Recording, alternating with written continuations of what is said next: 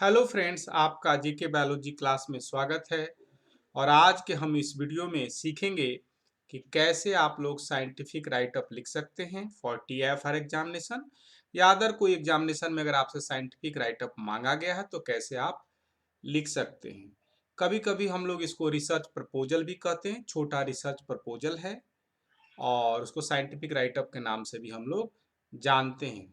साथ साथ मैं यह भी डिस्कस करूंगा कि हमने जब आज से 12 साल पहले जब साइंटिफिक राइट अप लिखा था तो कैसे लिखा था, इस बारे में भी हम लोग डिस्कस करेंगे, जो कि बिल्कुल ट्रू राइट अप है और उससे संबंधित कुछ महत्वपूर्ण बातें हैं उसके बारे में भी मैं चर्चा करूंगा। और इन बातों को जानने के बाद आपसे बेनिफिट होगा इससे आपको। चलिए, पहला हम लोग समझते हैं कि साइंटिफिक राइट अप है क्या।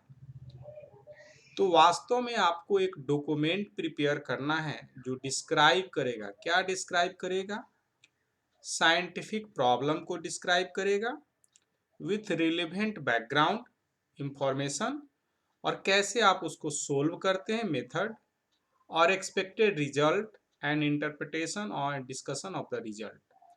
मतलब ये डॉक्यूमेंट को ही हम लोग क्या बोलते हैं, साइंटिफिक राइटअप। तो साइंटिफिक राइटअप लिखना है तो ये सब चीजें आपके राइटअप में कहीं ना कहीं दिखनी चाहिए। तो आइए, अगर हम साइंटिफिक राइटअप की एक टेम्पलेट की बात करें तो क्या उसमें चीजें होनी चाहिए, और उसके बाद हम लोग ट्रू साइंटिफिक राइटअप के बारे में भी, ट्रू स्टोरी के बारे में भी आपसे डिस्कस करेंगे।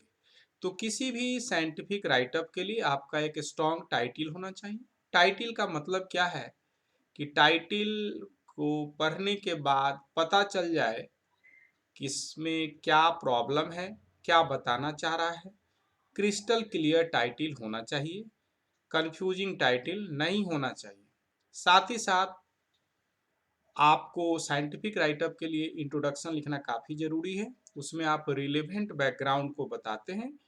कहने का मतलब क्या कि कोई दूसरे फील्ड का व्यक्ति भी अगर इस राइटअप को पढ़े तो उसको ये रिलेवेंट इंफॉर्मेशन समझने में मदद करेगी कि क्या पूछा जा रहा है या क्या लिख रहे हैं। तो इंट्रोडक्शन जरूरी है और बिल्कुल सरल भाषा में उसको लिखना चाहिए, रिलेवेंट बैकग्राउंड। और उसी बैकग्राउंड के आधार पर आप कोई प्रपोजल या मतलब हाइपोथेसिस या थ्योरी जो भी आपको प्रपोज करना है आप लिख सकते हैं। और उस प्रपोजल या थ्योरी को कैसे आप वैलिडेट करेंगे, उसके लिए आपको सेट ऑफ एक्सपेरिमेंट डिजाइन करना पड़ेगा। आप एक्सपेरिमेंट को भी लिख सकते हैं या मेथड, जो भी इसको आप कहें। साथ ही साथ एक्सपेक्टेड रिजल्ट, अगर आप ये सारे सेट ऑफ एक्सपेरिमेंट करते हैं तो उसका क्या एक्सपेक्टेड रिजल्ट हो, और उसको आप डिस्कशन भी में इंक्लूड कर सकते हैं। अलग से टाइटल एक डिस्कशन इंक्लूड कर सकते हैं जो आपके एक्सपेक्टेड रिजल्ट को डिस्कशन में, मतलब क्या रिजल्ट आउटकम आ रहा है in reference to other people, क्या सोचते या कहते हैं। साथ ही साथ आप चाहें तो उसमें कंक्लूजन भी ऐड कर सकते हैं, लिमिटेशन ऑफ द एक्सपेरिमेंट भी ऐड कर सकते हैं कि आपके एक्सपेरिमेंट की क्या लिमिटेशन है given set of condition.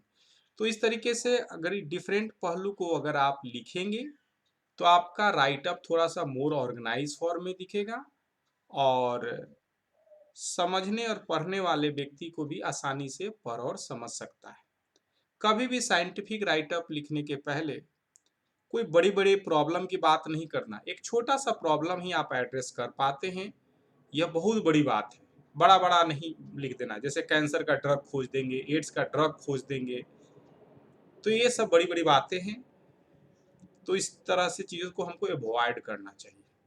Simple एक प्रॉब्लम लिखना है, उससे रिलेवेंट इंफॉर्मेशन के साथ साथ जो भी सेट ऑफ एक्सपेरिमेंट है और एक्सपेक्टेड आउटकम क्या हो, इतना तो कम से कम होना ही चाहिए एक साइंटिफिक राइटर में। चलिए, हम अब बात करते हैं ट्रू स्टोरी की। यह 10 साल 12 साल पहले की बात है। उस समय लोगों के पास इतना ज़्यादा मोबाइल नहीं हुआ करता था, इंटरनेट एक्सेस नहीं हुआ करता था। आज के समय में ये सारी चीज़ें मौजूद है। और उस समय हमने जो साइंटिफिक राइटअप लिखा था, और मेरे एक दोस्त मनीष ने भी इसमें मेरी मदद की थी कि इस तरीके से साइंटिफिक राइटअप लिखा जा सकता है, और हमने इसको लिखा था। हमने क्या लिखा था, हमने अपने साइंटिफिक राइटअप का टाइटल जो दिया था is malnutrition is involve in causing of kala-azar. तो हमने अपने टाइटल से ही साफ साफ पता चल रहा है कि मल न्यूट्रिशन मतलब कम खाना है, से क्या कालाजार ज्यादा होता है या नहीं होता है, हमने यही टाइटल रखा था। इसके लिए हमने किया क्या था, रिलेवेंट बैकग्राउंड इंफॉर्मेशन दिया था कि कालाजार क्या है, कहाँ पाया जाता है। और मैंने देखा था कि हम लोग उस समय ट्रेनिंग करते थे RMRI में, तो हमने देखा था क्या कि जो भी लोग आते थे काफ़ी पुअर फैमिली के थे, गरीब होते थे। तो मेरे दिमाग में आया कि may be one of the मतलब कारण हो सकता है कि इनको अच्छी तरीके से खाना ना मिलता हो और कालाजार उनको ज़्यादा होता हो, लेकिन इसको टेस्ट करने की जरूरत है। तो इसमें हमने हाइपोथेसिस दिया, इसके लिए रेलेवेंट बैकग्राउंड और जो भी आपने देखा उस चीज़ को मैंने इसमें इंक्लूड किया और इसने हाइपोथेसिस दिया। और उसके बाद हमने क्या, सेट ऑफ एक्सपेरिमेंट प्लान किया कि देखिए हम कैसे इसको वैलिडेट करेंगे। तो आप कैसे कर सकते हैं, 3 सेट ऑफ चूहा ले सकते हैं, डिफरेंट सेट ऑफ चूहा ले सकते हैं। एक को आप नॉर्मल डाइट दे सकते हैं, दूसरे को खाना बिल्कुल मत दीजिए, ठीक है। और इस तरीके से आप देखेंगे कि अगर तीसरे सेट को अगर आप चाहें तो बहुत ज़्यादा खाना दे सकते हैं, ठीक है। तो आप खाना देने के बाद कुछ दिन उसको ग्रो करिए उन रैट को, और साथ ही साथ उसमें आप क्या कीजिए, जो लिस्मेनिया डोनाबानी काउजिटिव एजेंट है सबको इन्फेक्ट करके देखिए, ठीक है।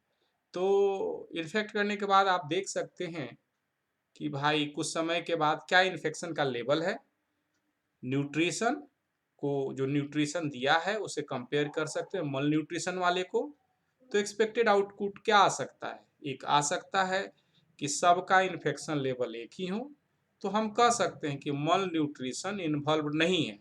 और संजोग से अगर हमने देख लिया कि भाई मल न्यूट्रिशन वाले को ज़्यादा इन्फेक्शन हो रहा है, उस पर पैरासिटिक का बर्डन ज़्यादा है, तो हम लोग कह सकते हैं कि malnutrition is involve in causing the kala-azar. तो एक बहुत इंपॉर्टेंट फाइंडिंग होगा कि भाई कम खाने से कालाजार मतलब हो रहा है, या न्यूट्रिटिव भोजन नहीं कर रहे हैं तो कालाजार हो रहा है। तो इस तरीके से हमने इस एक्सपेरिमेंट को डिजाइन किया, बहुत सिंपल एक्सपेरिमेंट है, इसमें कोई बड़ा रॉकेट साइंस था नहीं। और थॉट लाइन जो जो हम लोग सोच रहे हैं उसकी प्रक्रिया काफी क्लीन थी। साथ ही साथ इस एक्सपेरिमेंट की लिमिटेशन क्या थी, हमें नहीं मालूम है इस एक्सपेरिमेंट को कि कितना हद तक कोरिलेट कर पाएंगे, कितना हद तक कोरिलेट कर पाएंगे ह्यूमन से। आप चाहें तो इसको हम लोग सेल्स कल्चर पर भी कर सकते थे, या डिफरेंट तरह के पॉसिबल ऑप्शन है। लिमिटेशन था एक्सपेरिमेंट का, जो हमारे पास जो समझ में आया मैंने उसको लिखा था, जो कि मैंने आपसे सच्ची तरीके से शेयर किया। और माइट भी हमें लगता है कि इससे आपको बेनिफिट होगा। और आज हम बेहतर तरीके से सीखे हैं कि कैसे साइंटिफिक राइटअप को आसानी तरीके से मल्टीपल तरह के राइटअप को लिखा जा सकता है। अगर आपको ये चैनल अच्छा लगे तो आप जेके बायोलॉजी क्लास को लाइक कर सकते हैं, शेयर कर सकते हैं, सब्सक्राइब कर सकते हैं। साथ ही साथ अगर आप राइटअप के बारे में और कोई विशेष जानकारी चाहते हैं किसी तरह का, तो आप हमारे नंबर पर 6202692436 पर कंसल्ट कर सकते हैं। और lastly, thank you for watching the video, see you soon, thank you.